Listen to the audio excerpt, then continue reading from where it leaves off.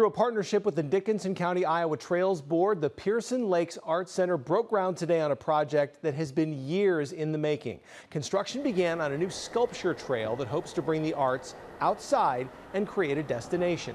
The trail will run all the way around the Arts Center's facility and connect to the rest of the local trail system. Leaders at the Pearson Lakes Arts Center have long-term plans to expand the outdoor educational opportunities. But they say the trail alone will meet a current community need.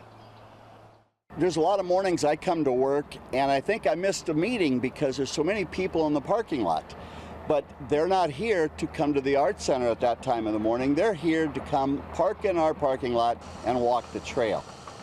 The sculptures will add an interactive element for families who want to get out and enjoy nature. When it's done, the trail will feature 7 new sculptures. Those 7 sculptures we curated early this year, and we have artists coming from Minnesota, Iowa, South Dakota, and even one from Oregon. So those 7 will come and we will put them on these new bases.